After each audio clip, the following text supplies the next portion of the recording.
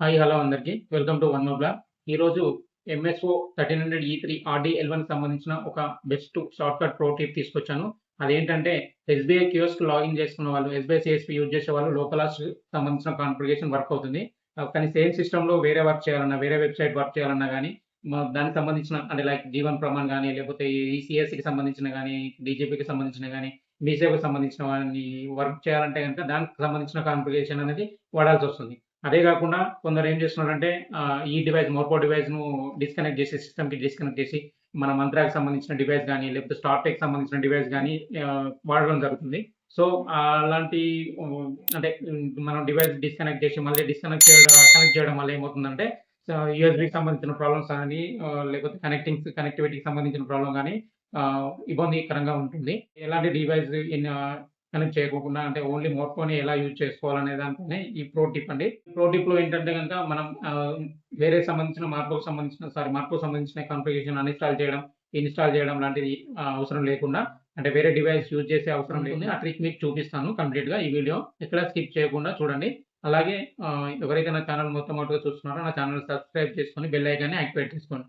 So let's start నేను మార్పాకు సంబంధించిన connectivity సిస్టమ్‌కి కనెక్ట్ అయిందా లేదా అని చూపిస్తాను. దానికి మనం ఏం చేయాలంటే గనుక కంట్రోల్ ప్యానెల్ సెలెక్ట్ చేసుకున్న తర్వాత hardware and sounds and view devices ఉంది కదా! అండ్ ప్రింటర్స్ అని ఉంది కదా! ఇక్కడ క్లిక్ చేసుకుంటే యాడ్ డివైస్ అని ఉంది కదా! ఇక్కడ డివైసెస్ అని ఉంది కదా! సో డివైసెస్ అని చెప్పేసి ఇక్కడ మనకి చూపిస్తున్నాను చూడండి. Marcos smart MSO 1300 E3. So నార్మల్‌గా ఏంటంటే విండోస్ 11కి విండోస్ 10కి డిఫరెంట్ ఉంటుంది. సో నేను ఇప్పుడు చూపించేది విండోస్ 11 అన్నమాట. సో విండోస్ 10 వల్ల ఏం చేయాలంటే కనుక మార్కోస్ సంబంధించిన డివైస్ కనెక్టివిటీ ఉందా అని చెప్పేసి కనుక్కోవడానికి సో ఇక్కడ డివైస్ మేనేజర్ అని చెప్పేసి క్లిక్ చేయాలి.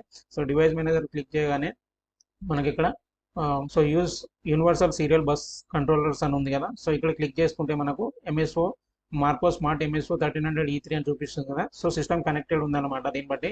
సో ఇక్కడ జనరల్‌గా టాస్క్ బార్‌లో ఏదైతే ఉందో మనకి సో హిడెన్ కొన్ని ఐకాన్స్ ఉంటాయి. వాటికి సంబంధించినవి మనం చూడాలంటే గనుక ఇక్కడ యారో మార్క్ ఉంది కదా! యారో మార్క్ చూపిస్తుంది. యారో మార్క్‌ని క్లిక్ చేయాలి.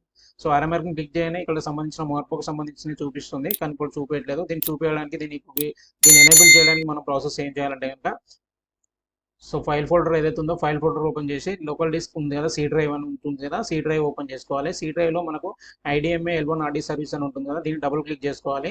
సో డబుల్ క్లిక్ చేసుకోగానే మనకి ఇక్కడ ఇంటర్ఫేస్ ఇలా వస్తుంది. సో ఇక్కడ RD L1 సర్వీస్ లాగోస్ ఉంది. RD సర్వీస్ అని ఉంది కదా! సో RD సర్వీస్ అనేది క్లిక్ చేసుకోవాలి. సో RD సర్వీస్ అని క్లిక్ చేసుకోగానే మనకి L1 RD మేనేజ్మెంట్ టూల్ అని పైన ఉంది కదా! సో దీన్ని డబుల్ క్లిక్ చేసుకోవాలి. సో డబుల్ క్లిక్ చేసుకోగానే మనకి ఇక్కడ IDMA L1 RD service management ఉంది అప్లికేషన్ అని ఉంది కదా! సో ఇక్కడ దీన్ని డబుల్ క్లిక్ చేసుకోవాలి. సో డబుల్ క్లిక్ చేసుకోగానే డూ యూ వాంట్ అలో అని చెప్పేసి ఎస్ ఆర్ నో అని చెప్పేసి అడుగుతుంది. సో ఇక్కడ ఎస్ చేసుకోవాలి. సో ఎస్ చేసుకోగానే మనకు అది హిడెన్ ఫీచర్ ఏదైతే ఉందో హిడెన్ ఫీచర్ అనేది ఇక్కడ ఎనేబుల్ అవుతుంది అనమాట. సో హిడెన్ ఫీచర్ అనేది ఎనేబుల్ అయింది కదా మార్పుకు సంబంధించింది ఐడిఎంఏ ఆర్డి మేనేజ్మెంట్ యూటిలిటీ అని చెప్పేసి. సో దీన్ని క్లిక్ చేసుకోగానే మనకి ఇక్కడ ఇది ఓపెన్ అవుతుంది.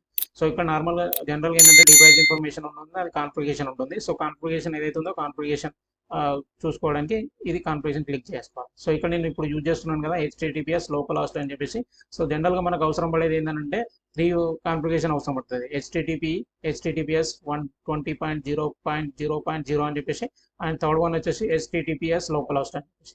సో ఈ 3 వేరే కాన్ఫిగరేషన్లో మార్పు అనేది రన్ చేస్తుంటుంది. సో కొన్నిటికి డిఫరెంట్ అంటే లోకల్ హాస్ట్కి సంబంధించింది ఏంటంటే మన ఎస్బీఐకి వర్క్ చేస్తుంది, మిగతా వాటికి HTTPS అని చెప్పేసి వర్క్ చేస్తుంది.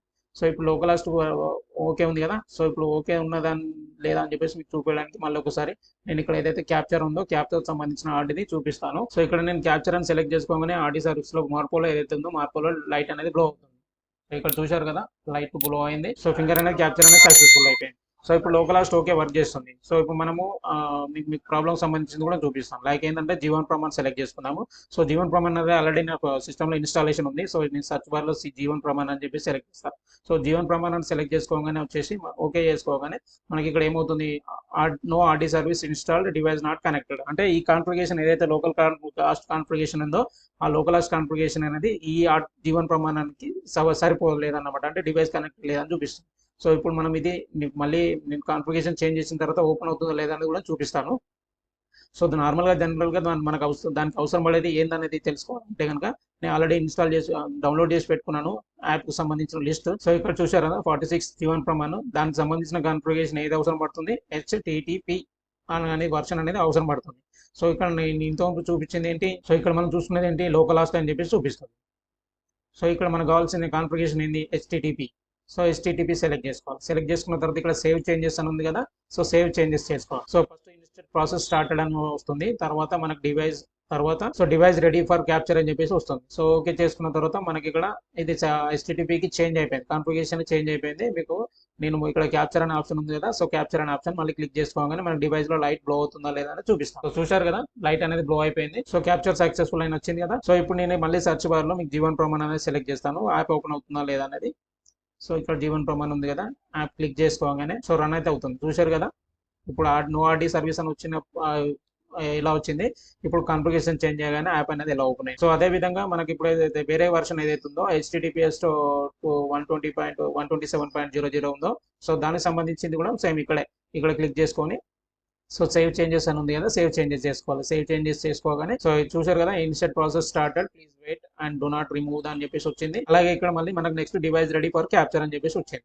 సో ఓకే చేసుకున్న తర్వాత మళ్ళీ మీకు ఇక్కడ ఫింగర్ క్యాప్చర్ అనేది చూపిస్తాం. సో ఫింగర్ క్యాప్చర్ చేయగానే మనకి ఆడియోలో లైట్ అనేది గ్లో అవ్వాలన్నమాట. సో చూసారు కదా, ఆ లైట్ అనేది గ్లో అయింది. సో ఇక్కడ చూసారు కదా, మనకి క్యాప్చర్ అండ్ సక్సెస్ఫుల్ అని వచ్చింది. సో చూసారు కదా, కాన్ఫిగరేషన్ అనేది ఎలా సింపుల్ గా షార్ట్ కట్ లో చేంజ్ చేసుకోవడానికి అవకాశం ఉందో. సో ఈ వీడియో అందరికీ అర్థమైందని ఎక్స్పెక్ట్ చేస్తున్నాను. సో దీనివల్ల బెనిఫిట్ ఏంటంటే, ఒకటే డివైస్ ని యూజ్ చేసేలా, ఒకటే డివైస్ ని అన్ఇన్స్టాల్ అంటే కాన్ఫిగరేషన్ ని ఇన్స్టాల్ చేయడానికి ప్రాసెస్ లేకుండా, ఇబ్బంది లేకుండా సింపుల్ గా మేనేజ్మెంట్ టూల్ తో కాన్ఫిగరేషన్ ఎలా చేంజ్ చేయడం చేసేది చూపించాను. సో ముందుకు వెళ్ళేలా మరిన్ని టిప్స్ చేసుకునే విధంగా నాకు బూస్టింగ్గా ఉంటుంది. సో దయచేసి నా ఛానల్ ఎవరైతే మొట్టమొదట చూస్తున్నారో వాళ్ళు నా ఛానల్ని సబ్స్క్రైబ్ చేసుకొని, like and share and subscribe చేసి బెల్ ఐకాన్ అనేది యాక్టివేట్ చేసుకోండి. Thank you for watching.